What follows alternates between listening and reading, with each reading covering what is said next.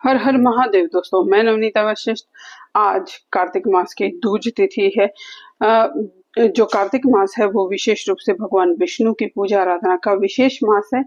इसी मास में लक्ष्मी माँ की पूजा आराधना भी की जाती है। जहाँ लक्ष्मी है वह नारायण है, जहाँ नारायण है वह लक्ष्मी है।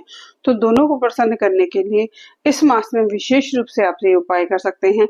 इस मास में अगर आप शिव सूक्त का पाठ करते हैं, कनक धारा स्तोत्र का पाठ करते हैं या ललिता सहस्त्र नाम का पाठ करते हैं, ये पाठ अगर आप लगातार 1 आवर्ती, 2 आवर्ती, 5 आवर्ती करते हैं, क्योंकि हो सकता है शुरू में आपको दिक्कत हो, लेकिन लगातार इसका पाठ करने से ये पाठ सिद्ध हो जाते हैं और आपके घर में धन की कमी कभी नहीं रहती। जिनको परेशानी रहती है, कैश क्रंच जिनको बहुत ज्यादा होता है, उनको विशेष रूप से इस मास का पूरा लाभ उठाना चाहिए, इस समय का पूरा लाभ उठाना चाहिए। आप डेली कनक धारा का स्तोत्र का पाठ कर सकते हैं, शिव सूक्त का पाठ कर सकते हैं या ललिता सहस्त्र नाम का पाठ भी आप कर सकते हैं।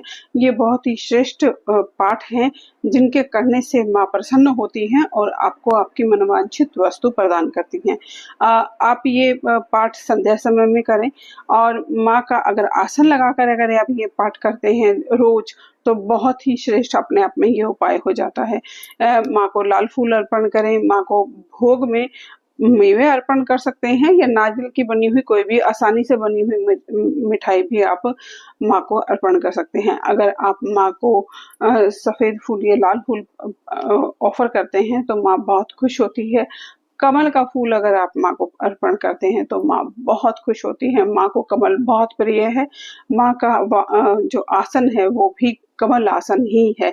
इसीलिए विशेष रूप से अगर आप इन उपायों के साथ ये पाठ करते हैं तो आपको इनके शुभ फल देखने को मिलते हैं। और विशेष रूप से जब आप ये चीजें कर रहे होते हैं तो किसी चीज को सिद्ध करते हैं या किसी चीज की आप आवर्ती बार बार करते हैं, तो उसमें किसी चीज को अपने सामने रखना बहुत जरूरी हो जाता है, क्योंकि जो आप पाठ कर रहे होते हैं उसकी एनर्जी आपके चारों तरफ आपको ऑरा को तो क्लीन करती ही है, आपके चारों तरफ भी वो एनर्जी रहती है।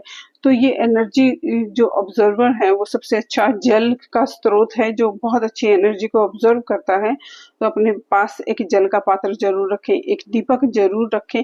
तो ये अपने आप में एक महा उपाय हो जाता है, जो कि आपको इसके शुभ लाभ पूरे पूरे प्रदान करता है। अगर आप ये नहीं रख सकते तो आप कोई भी चावल या कोई भी ऐसी वस्तु जिसको आप घर में यूज कर सकते हैं वो रख सकते हैं। धनिया माँ के सामने रखकर इस पाठ को कीजिए। धनिया पावराइज